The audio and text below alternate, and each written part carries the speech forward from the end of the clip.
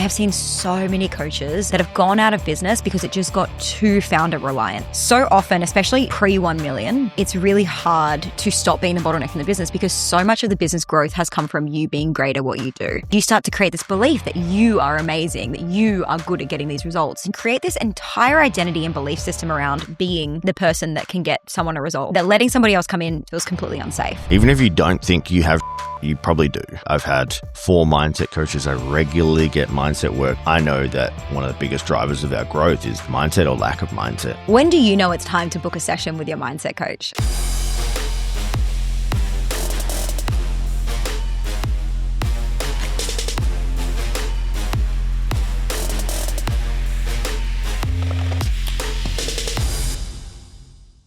Welcome to episode 132 of the Success School podcast. Today, we're talking about how to stop being the bottleneck in your business.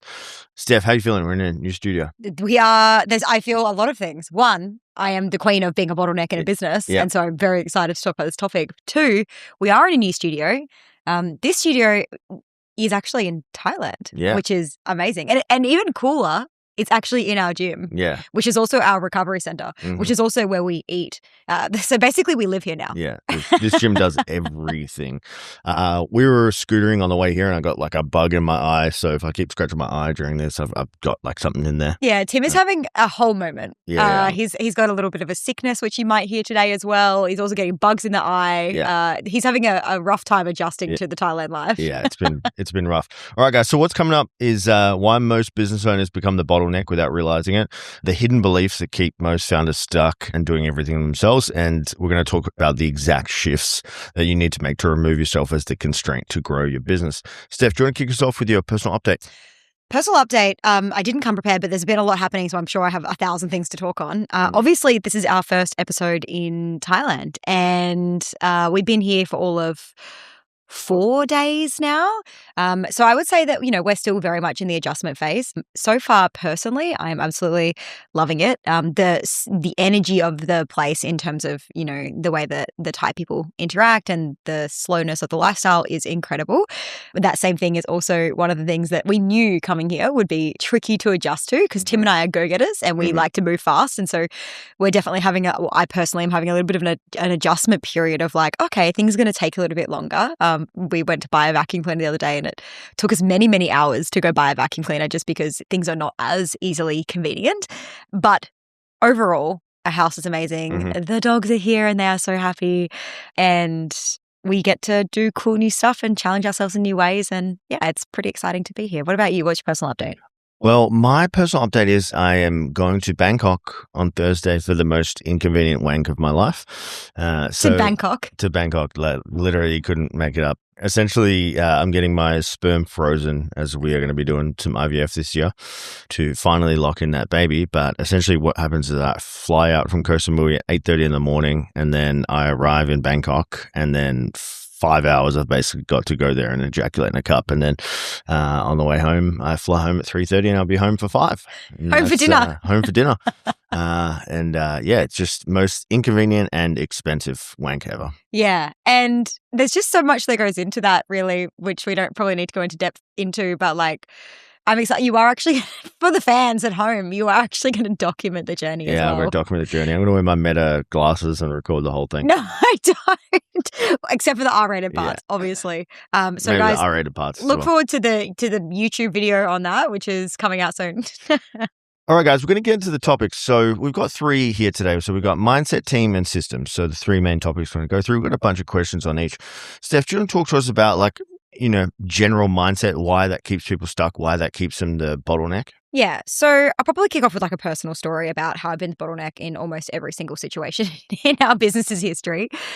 Whenever I think about what needs to happen to grow the business, and when we're looking at even coaching our clients, so often, especially pre 1 million, definitely pre 1 million, it's really, and when I say 1 million, I mean $1 million a year, it's really hard to stop being the bottleneck in the business because so much of the business growth has come from you being great at what you do. And so when, you get to your first $10,000 a month and everyone's telling you, oh my God, I love working with you and you're incredible. And oh my God, I've got these results. Thank you so much, Steph. Steph, you're amazing. it's really hard as you scale because you start to create this belief that you are amazing, that you are good at getting these results. And you would have experienced the same thing as a PT, right? So that when you think about bringing someone else into the business, you think, oh my God, everyone's going to hate that. I am the only person who can get the results. And you create this entire identity and belief system around being the person that can get someone a result, or being the person who's good at doing that thing, that letting somebody else come in almost feels completely unsafe. And so most founders don't scale. And I think there's a statistic that like less than 10% of online coaches are earning over $100,000 a year, which is insane. And the bar is low. The bar is really low.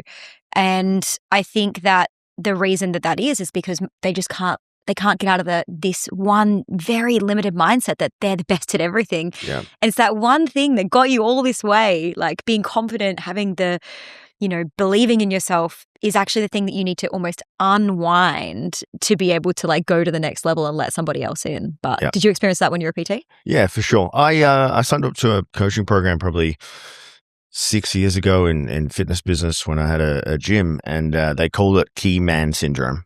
So everything went through the key man or key woman in the business, and they got like a little bit of an ego boost and a pep up from that. Yeah. Steph, what do you think is like the biggest belief that keeps most entrepreneurs stuck? No one can do it as good as me. I personally think is the reason that most founders don't become the bottleneck is because no one can do it as good as me. And, I just spoke to that before, but, there is, I think I saw someone modeled this out at one point. There was like an image that I saw, a graphic that said, even if someone can do it 80% as well as you, and you hire 2 people at 80%, that's still 160%, given that you can only go 100%, but you can't even do 100% because you're tired and you have to do marketing and all these other things that, like, let's say that even 160% is better than your 100%. So when you're focused on, I'm doing 100%, I'm 100% good, I'm 100% locked in, there's 2 things that happen at that point. One, you can't grow past 100%, whereas 2 people at 80% or even a 70% could get you past 100%.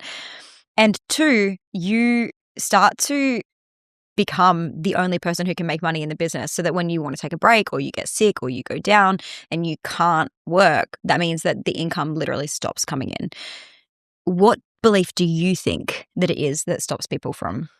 Yeah, I fully agree with you. I just think they think no one can do it as good as them, which, is probably true to a degree, but it's an unhelpful belief at that. I think the biggest issue that most people have here is they just need to let go of control, because to get it to where it needs to go, things are going to have to change. And like you can't do it all alone. I think, team is one of the biggest things that stops people's growth is lack of team and not having people to do stuff for them in their company that's like actively revenue generating activities. Why do you think that most entrepreneurs get trapped in this kind of mindset of just, I just need to work harder, I just need to do more?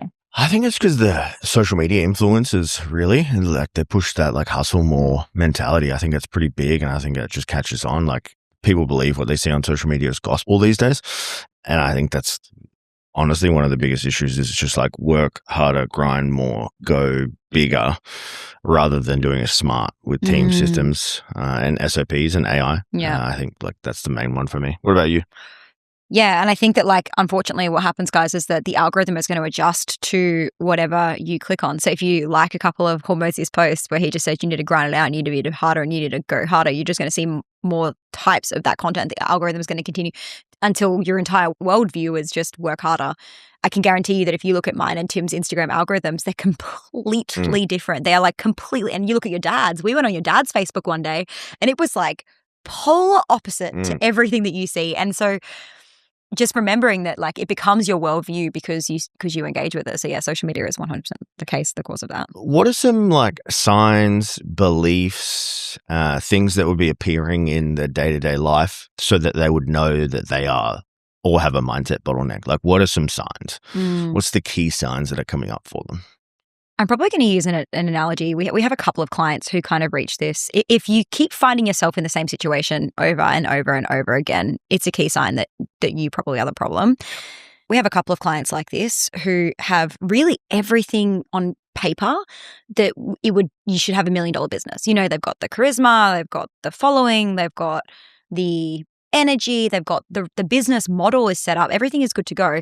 And yet for some reason, every 6 months, they find themselves not able to monetize, not able to, and it doesn't matter the strategy that we provided, they just can't seem to make it happen. We've had many clients like this in the past.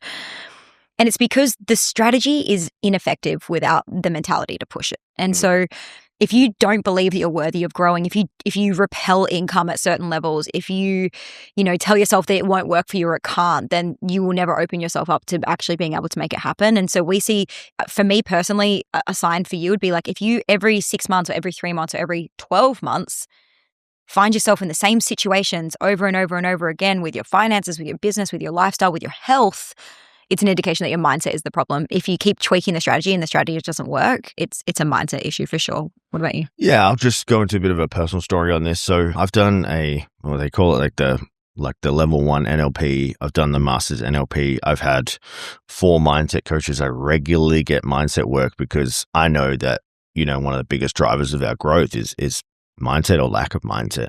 So I've invested heavily in that. And it kind of baffles me that a lot of business owners don't and aren't. Totally. And they stay stuck, like, what you just said. Like we've seen it, lots of times in Success School, people come in and like just spin their wheels and get nowhere.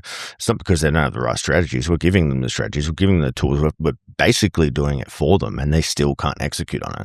It's got nothing to do with strategy and everything to do with mindset. Yeah. I think you really need to, if you're listening to this pod, you're pretty serious about business. Like, you've got to invest in mindset and get that shit sorted, and then like, even if you don't think you have shit, you probably do. Oh, like, yeah. You've probably got some stuff that's coming up. I wanted to go into some specific examples. It's like, if you tell yourself stories about like, I can't do that, or it won't work, or that's not right for me, or they can't do it for me.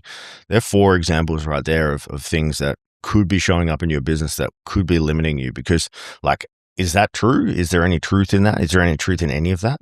What do you think, like, for us personally, like, I guess just to give like someone who's listening an insight, when do you know it's time to book a session with your mindset coach? Like, what's that tipping point for you when you're like, I can feel that this is a me thing now, or I am conscious this is a me thing. I need to book a session. What are those indicators? Mine's like just a general internal unease that I feel, and I get to the festering point where I'm like, feel like I'm going to blow. Not on the wank trip, and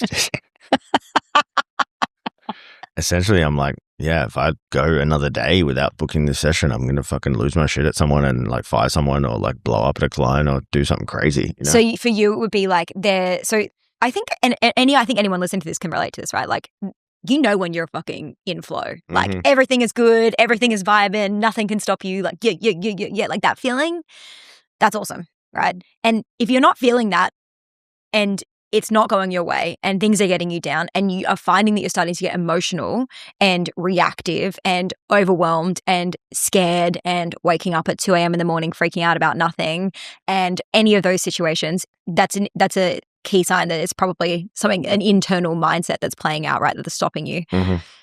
So I just can't recommend getting a mindset coach enough, guys. Like and if you need a recommendation, please send us a message on Instagram. We can make some recommendations of some good people depending on what you're wanting to work on. But I really can't recommend having somebody in your corner. The sooner that you move past these stories, the faster your business is going to grow. Yeah. So Tim, let's talk about team. You are the king of team. Really? I feel like you are. You're so good at hiring them. You're so good at managing. You're so good at upskilling team. You taught me everything I know about team. What stops someone from hiring team members? Like, what's the first thing that stops them from doing it? And then where do they most go wrong when they do hire them? I think most of the time people think they can't afford it, but you kind of can't afford not to. Think about all the shit you do in your day, and you could probably just list it out. Like after this podcast today, you guys pause it, whatever, like list it out, all the things you do in the day and look at it and be like, what is the ROI I'm getting of doing each of these tasks? And I would bet a lot of it has 0 to little ROI, and most people are spending their time doing that. That's the kind of shit you need to outsource to other people on your team. So, there's a thing called the hiring ladder, which I'm sure we're going to get into a little bit later in this segment. But essentially, like all of your admin tasks, anything that's like could be done by someone that's paid $10 an hour, like very simple, follow a process, SOP. That's the kind of shit you want to get rid of first, because you want to free yourself up. So think about contextually here, like everyone has 24 hours a day, and then, you sleep for 8, you do family stuff for 8, you work for 8. You've got a limited amount of hours. You need to be focusing on the highest leveraged things.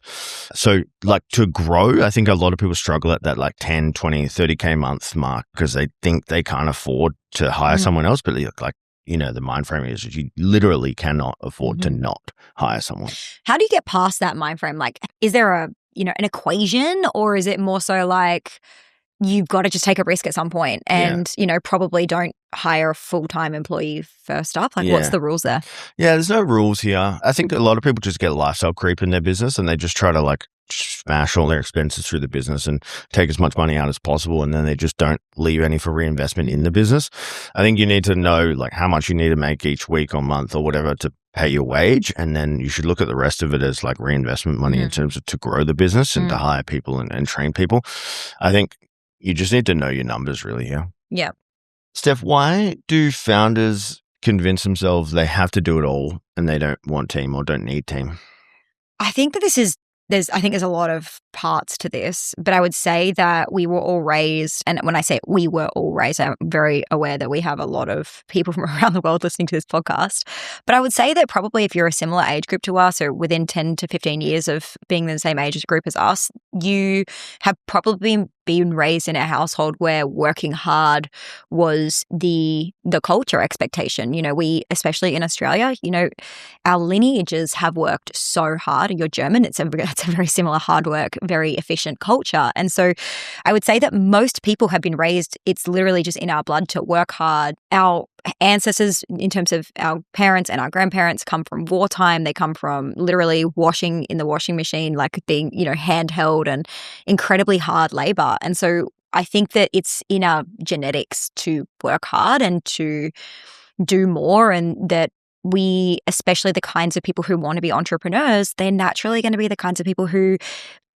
pursue excellence, who are driven, who are ambitious, who have the capacity for more. And so naturally, they're just going to take that on.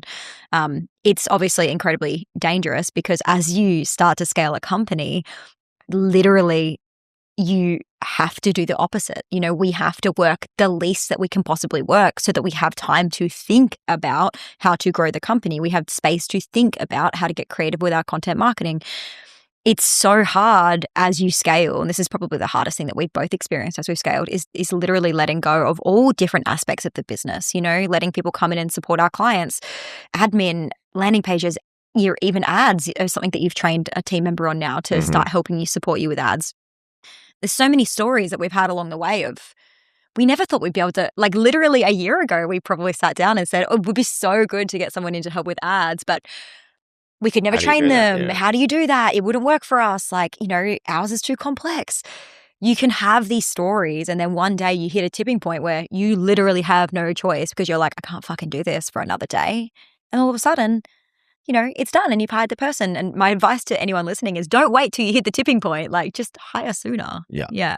I just want to go into the hiring ladder. I did mention it before. So what you want to think about, guys, is like admin usually is the number one thing you want to outsource. As soon as you got your admin sorted, usually delivery, someone to help with delivery. So that's in terms of getting your client's results or helping with the service or whatever you guys provide from there. And then from there, usually it's sales. And then lastly, it's marketing. And I think most people hand off marketing first and it goes terribly because the people you can afford when you're first starting out, or like if it's your first hire, it's going to be pretty terrible, to be honest. So then your marketing goes to shit and your business goes to shit from there. I think like the founder should be doing marketing as long as possible or like heavily involved in marketing.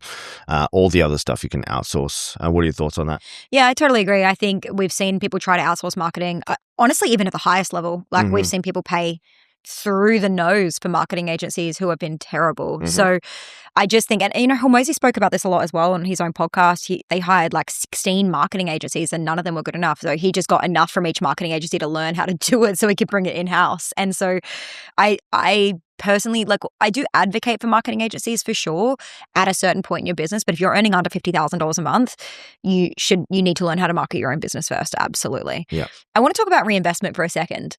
I want to talk about your personal reinvestment. Yeah.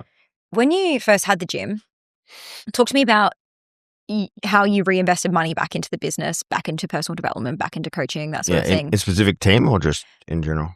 Just in general, like it definitely in team, but also just in other areas. Like, what was your reinvestment process? Because what I'm hinting at is there wasn't a lot that was kept. No. Yeah, essentially every month this is not a strategy to follow, by the way, guys. I would just spend whatever I had left over in the business account outside of expenses. So I had like a 3-month buffer. I would spend the rest to make the facility better. I would spend the rest to make the equipment better. I would spend the rest to like upskill the team and do all that type of stuff. So like there was every single month, I wasn't trying to take profits from the business. I was literally like, paying $200 a week rent and paying myself $300 to eat, and that was it. Yeah. And then I just kept doing that over and over and over, and eventually I built something pretty cool from there. So. And when it comes to team, who was the first team member you hired?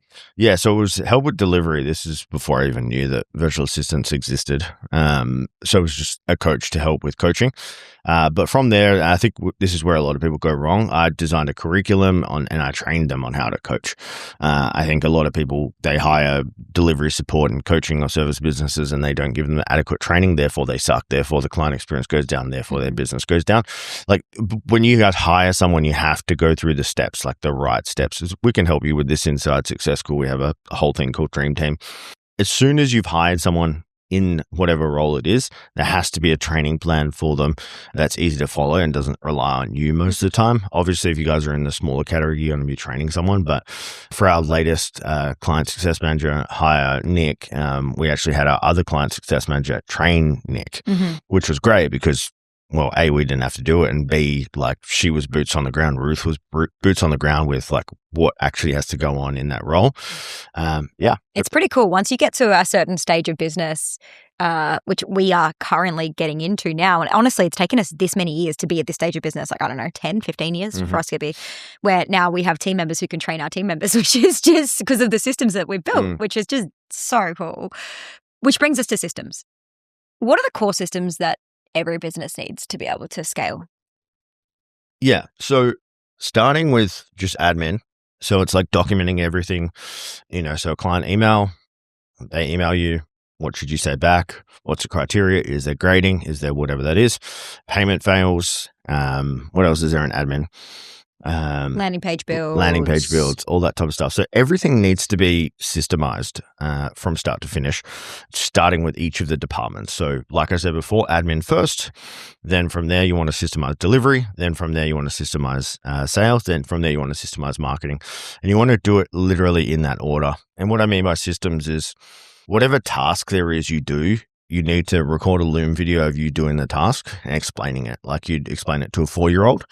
Then from there, what you want to do is you want to take transcript of that, and then you want to put in AI and say, hey, create me a no gaps SOP for this task. And then you want to paste in the Zoom link or the Loom link into the document as well. And then you want to start collecting these documents so that you can give them to your team members. They can follow SOPs. I think this is where most people go wrong, is they just hire people with no SOPs and they have no process on anything they're doing. And they're wondering why like it's not working and the systems are not working for them. I can guarantee you that there are a lot of people listening to this episode right now that are like, I didn't even know how to do an SOP. Like, so you've just broken it down so simply. I was the same. When I first met Tim, I didn't even have a business. And as I started building them together, Tim was like, you need to create an SOP for this. And my first business was so beautifully systemized because we had so many team members because it was such an inefficient business model, but it was a great business. And one thing I noticed was, so just for full context, guys, I had a business that was an events-based business, and we ran events all over Perth. And sometimes we'd have 14 events a week. So we had lots of casual staff members. And what was happening was, because we had lots of casual staff members, we had to train a lot of regular new staff members to come on board because someone would be on leave or they'd quit or they'd go back to uni or whatever would happen. And so I was finding myself constantly training. And I was like, I need to have a training portal where they can just, join the company and self-train and do assessments. And so we built out this entire company portal. And it was so great because Tim had taught me how to run these SOPs so they could just watch all these trainings and watch all these videos, which were just literally Loom videos and processes there. And it's so simple once you know, but no one really teaches this stuff. No. It's not really taught. Steph, I want you to sell us on having to remove the founder as the dependency in the business. So like, why should we remove the founder as the dependency or the conduit for all things happening in the business? Like, why is that important? I used to love being the person that everyone came to. And, the team needed me, I felt needed. The clients needed me, I felt valued. And so I think the first part is identifying that you are getting a lot of personal gain from being that person in your company right now. And your ego loves it. You love being needed. You love being wanted. You love being told you're smart. You love your clients raving about you. You know, the amount of times that I see clients put on their website these testimonials, and the testimonials just talk about the person, not the outcome that they've delivered. You know, Steph's so amazing. She really understands me. She really made me feel, rather than Steph and Tim helped us hit $50,000 a month working 20 hours a week. People, if you build a business that is so reliant on who you are, I can guarantee you that 3 years in, 4 years in, 5 years in, you are going to develop some sort of extreme amount of burnout, because you cannot deliver at scale consistently, repeatedly, being the person that everybody needs. Like, it sounds exhausting to me even thinking about being needed by that many people, being wanted by that many people. And so at some point, you're going to want to take a holiday. At some point, you are going to get really sick. At some point, somebody in your family is going to die. And you are going to need to take time off, and you don't want your income to drop. And so things cannot depend on you. There is going to be a point in your business where you are going to want to change the way that you are currently doing it. And the problem is that most founders leave it way too late, and they literally go out of business. I have seen so many coaches that have been friends or in our network that have gone out of business because it just got too founder reliant.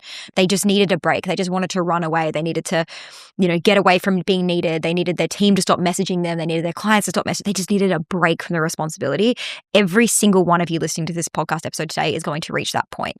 And most people wait until they reach that point before they hire. And then hiring feels overwhelming because there's just so many steps to take.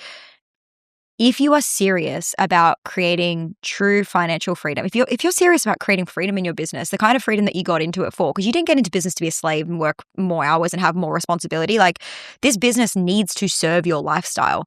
You don't need to wait 4 years for that to happen. You can start doing that literally today. Like, we have clients that come into Success School who say, hey, like, I've got kids, I can only do school hours, but I want to hit, $30,000 a month in school hours. And we're like, cool. So we have to re-engineer the process for that. But you can do that today. Like, that can start today. Mm-hmm. It's just that you need to choose that straight away. There is a concept that says automate, delegate, or I think it's delete, right? I think that's the thing. Mm-hmm.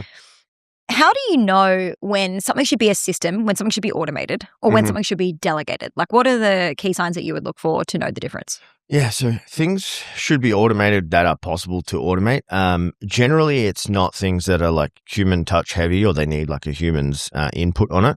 I think a lot of people try to outsource the humanness of coaching and service businesses, which is not great. It's kind of a bit off tangent here, but in terms of people, there are 3 different types of employees you can get. You can get donkeys, you can get camels, and you can get stallions. So a donkey, you have to whip, and you always have to tell it to do shit, okay? A camel, pretty reliable, like give it some direction, give it an SOP, it's all good, like it'll get it done. They're very consistent animals. And then stallions, you just point them in the right direction, they're going to run, sprint, and do it. It depends on who you have in your business. So you could hire a stallion, and then you could say, here's the task, and they could go and do it, create SOPs, work it out, get it done. But if you hire a donkey for that task, you're going to be like whipping them across the line for this. So it really just depends on the people you've got in your company. If you're starting out and you're in the 10, 20, 30, 40, 50K a month, you've probably got some camels and some donkeys. Okay, let's be real. Yep. You probably haven't attracted many stallions at this point. So if you want to scale and you want to have a business that doesn't rely on you all the time, you need more camels and stallions rather than donkeys. Okay. And then from there, we can talk about systemizing, delegating, whatever it is. Generally, you want to look at all the tasks that a business does, or all the functions in the business, and we want to put like a dollar value on each of them. And then all of the lower value tasks, obviously, we want to hand them off to people that we hire, so you can focus on the higher leverage tasks. How do you know if you have a donkey? So, example, we have a donkey in our company at the moment. Not for much longer. not now, but she'll be fired today. And like we make our team submit daily KPIs, and they fill in a form, and just blatantly lying on the form, not doing the work, going offline in work hours, constantly having to remind them to get back to people, constantly having to like tell them to do stuff. And they're just donkeys, and they will just never know they're donkeys. And that then their whole potential will just be donkey because they don't have the fucking attitude to be a camel or a stallion or whatever it is. But you'll just know because you're constantly having to whip them and tell them off and have like performance meetings with them and all this bullshit that every fucking business owner hates doing. Guys, if you hire people, you need to make sure that you get your 3-month probation. You will know in the first month, okay? So if you are having multiple red flags in the first month and that it feels donkey-esque, just move on and rehire. Like the cost of keeping someone in the company, a donkey in the company for a long time will cost you so much more than the pain of rehiring. So Tim and I have gotten exceptionally good at fast turnaround times. Like this person's been in the company less than a month. We've given them lots of opportunities to progress and to do better, and they haven't. And so today they will be told that they're no longer in the company, and we'll just move forward and roll through and get someone else and give them a short time window to make us, proud. And if they can do it, amazing. That's awesome. They'll be well compensated. It's awesome. But I think we see a lot of people carry donkeys for too long because they feel bad or they think maybe it's me, which is great. I love how you guys are so conscious and so self-reflective. But if a donkey's been a donkey, then it's got to go. Take the donkey out of the back, kill the donkey. All right, guys, just to summarize this. So mindset, if you've got some mindset blocks or you don't even know you do, I would suggest working with a mindset coach to fix those. Team, it is really important to scale and stop being a bottleneck in your business. One thing we haven't really talked about is like there are some people, especially VA agencies, they try to outsource everything and then they end up having things outsourced to everyone and have no real control over what's going on. They don't have a finger on the pulse, but that's for another episode. And then we've got systems, and we spoke about some team and some systems in there as well, but systems are the thing that will bring it all together. And I just want to finish with a quote from Michael Gerber, the guy that wrote the E-Myth. He said, "You don't scale a business by working harder, you scale a business by building systems." And those systems can be team as well. Guys, if you got some value from this episode, we would love to hear your feedback. I really, truly believe that anybody listening to this episode can scale in 2026. It can take you are one good year away from completely changing your life. And we've experienced that so many times. There have been so many years where we have gone from literally 0 to 100, literally 0 to 1 million, and this 2026 could be your year. It could be your year to go the whole way. And we believe in you, which is why we want to bring these episodes out, because the only thing that's standing between you and your first $1 million year or your next big leap is probably you being the bottleneck in your business. And if you do want some support, getting out of the way, setting up systems, automating, delegating, using AI as tools to be able to grow your company in 2026, and you're thinking about working with us inside Success School, we would love to just have a conversation with you about whether or not it's a fit for you. We are really loving the client results that we're working on right now. And we have some really cool retreats and stuff coming up. So click the link in the show notes and apply to work with us. We would love to just speak to you. All right, guys. If you got some value from that episode and you're new here, hit that subscribe button. That's how we are measured in our KPIs. And our podcast team's going to fire us if we don't get up these rookie numbers. So please, guys, if you're here, hit the subscribe button on whatever platform you're at, and we'll see you next Monday. See you Monday.